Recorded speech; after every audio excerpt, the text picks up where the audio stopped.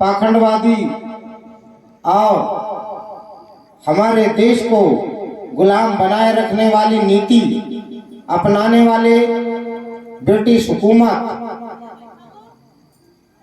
को लोहा देने वाले चंद्रशेखर आजाद जी जो शहीद हो गए, अपने जीवन की आहुति दी इस देश को आजाद कराने में, उनको भी आज नमन करते हैं, अभिनंदन करते हैं उनकी जयंती पर।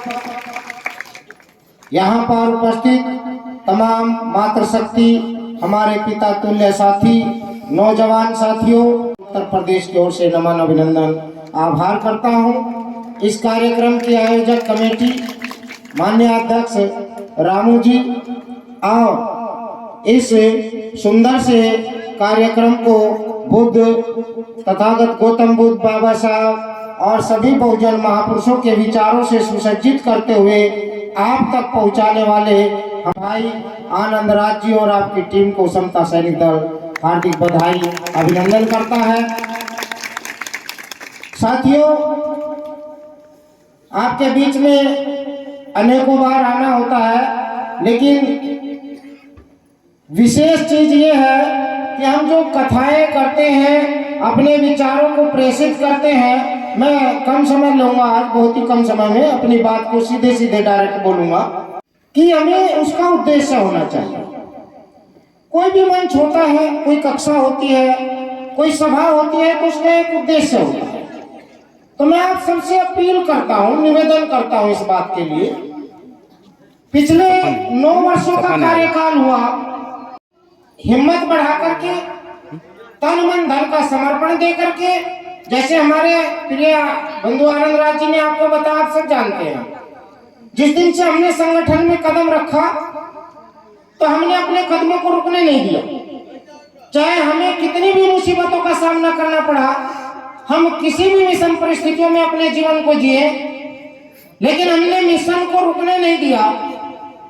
और मिशन समता सैनिक दल ही क्यों पकड़ा, यह भी सवाल आता है। भीमराव अंबेडकर जी ने बनाया, और बनाया नहीं, आपको हजारों वर्षों से इस समाज को, दबे कुचले लोगों को, हक वंचित समाज के लोगों को प्रकृति का स्रोत जल, पानी पीने तक का अधिकार नहीं था। तो बाबा साहब डॉक्टर भीमराव अंबेडकर जी तो छोटे थे, बच्चे थे, अपनी माता भीमा को वचन देते हैं।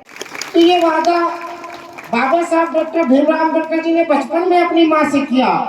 मैं ये बात इसलिए बता रहा हूँ कि उद्देश्य के लिए, तो उन्होंने ठान लिया था कि मैं ये वचन पूरा करूंगा। और उस गंदे तालाब के पानी को, जिसको जानवर टट्टी पेशाब करते थे, उसको हमारे समाज के लोग छू नहीं सकते थे, उस पानी को बाबा साहब ने छू करके और उस पानी की लड़ाई को लड़ करके एक इतिहास रचा। और ब्रिटिश हुकूमत ने यह आदेश जारी किया कि आज से डॉक्टर अंबेडकर के इस सत्याग्रह आंदोलन, जो जल का आंदोलन है, आज से आदेश लोगों को पानी पीने का अधिकार, ये बाबा साहब ने करके दिखाया, ये समता सैनिक दल ने करके दिखाया। यदि ये समता सैनिक दल नहीं होता, बाबा साहब अकेले होते, तो बाबा साहब का उसी दिन मर्डर, अधिकार भी दे गए, बाबा साहब हमारे लिए कुर्बान भी हो गए, बाबा साहब ने अपने बच्चों की भी कुर्बानी दे दी, लेकिन हम सत्ता तक नहीं आए सकते। मान्यवर साहब काशीराम जी ने सत्ता की चाबी को पकड़ने के लिए बहुजन समाज को इकट्ठा करने का काम किया।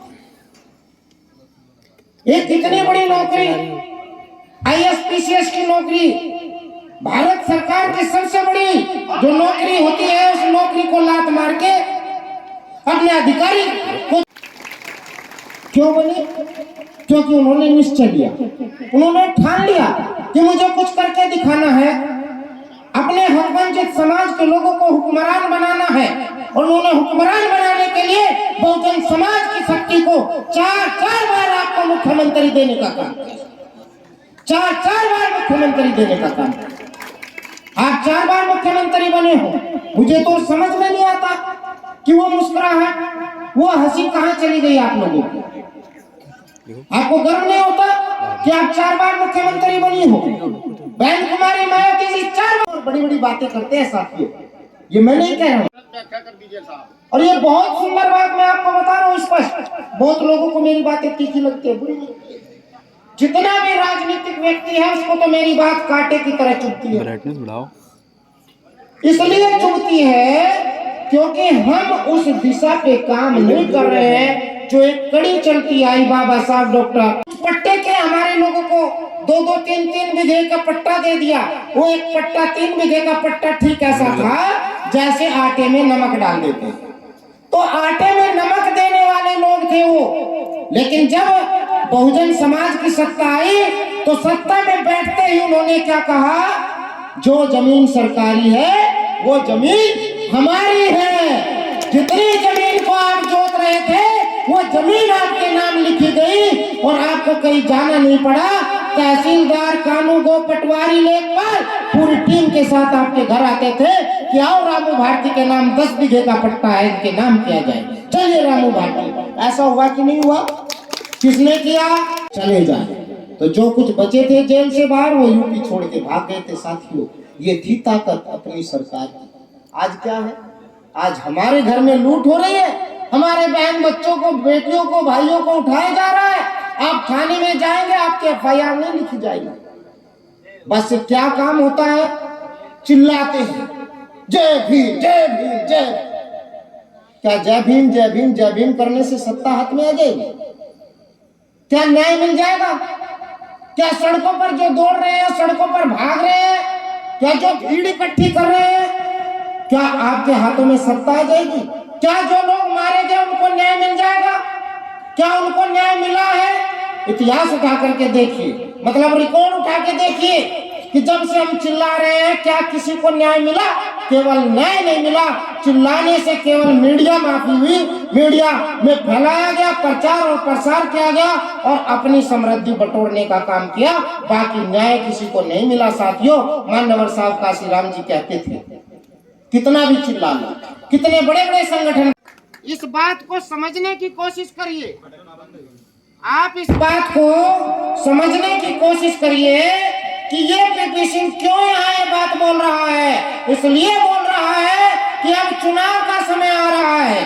2027 में फिर हम चुनाव की ओर जा रहे हैं साथियों, और चुनाव में हमारे वोट का दुरुपयोग किया जाता है। शराब पिलाकर, लालच देकर, 500 रुपए देकर के हमारी वोट को खरीद लिया जाता है और उस 500 रुपए के लालच में हम अपने वोट को, कितने कीमती वोट को बेच देते हैं जिसकी कीमत 5 करोड़, 50 करोड़, अरबों खरबों होती है, जिसकी कोई कीमत नहीं लगा सकता। उस कीमत को हम 500 रुपए में, उनके बाद किसने करके दिखाया? मैं किसी राजनीतिक ताकत का प्रचार नहीं करता हूँ, भूल जाइए। बहुत सारे लोग सोचते हैं मैं प्रचार कर रहा हूँ। प्रचार नहीं कर रहा, हकीकत बयां कर रहा हूँ। जहां से मुझे मिला, जहां से आपको मिला, मैं उसे बता रहा हूँ। भारत के इतिहास में पहली बार सफाई करने का काम कौन करता था? झाड़ू कौन लगाता है? वाल्मीकि, जिसे हम वाल्मीकि कहते हैं, उसी को तो काम दिया गया था झाड़ू का, सफाई करने का, नाली साफ करने का, और सदियों से करता आया। लेकिन बहुजन समाज पार्टी की सत्ता में जब सफाई कर्मियों की भर्ती निकाली गई, उसमें वाल्मीकि नहीं, गौतम नहीं, पासी नहीं, धोबी नहीं, धानु नहीं, ठाकुर, पंडित, कुर्मी, यादव, वर्मा, शर्मा, सबकी भर्ती की गई और 1.5 लाख सफाई कर्मी झाड़ू लगा करके दिखाया। तो मैं साथियों ये बताना चाहता हूँ, बहुत बातें हैं बताने की, ये मंच इन बातों के लिए है नहीं, क्योंकि यहाँ बुद्ध कथा चल रही है, भीम चर्चा चल रही है। उनके वक्तव्य को आपने सुना और बहुत दिनों के बाद, वक्ता तो तमाम रोज कथा बोलने आते हैं, मैं 25 दिन कथा कहता हूँ, लेकिन बहुत दिनों के बाद में सच्ची बात और अच्छी बात किसी ने कही। ये जो कारवां है, जो मिशन है, ये पीछे जा रहा है। हमारे समाज को इसके विषय में चिंतित होना चाहिए और वो चिंतित करने की बात साहब ने कही है, उसको आप लोग ध्यान दीजिएगा। बाकी हम लोग अपने माध्यम से अपने स्तर से बताते रहते हैं बराबर। समाज को हमारे बदलना नहीं है, समाज को हमारे विभाजित नहीं होना है, अपनी शक्ति को मजबूत बनाकर रखना है। तुम होशियार हो बिटिया, तुम पर्ची लेके आए, पर्ची लेके आए, हम जान गए तुम अकाल सूखा लेके आए हो।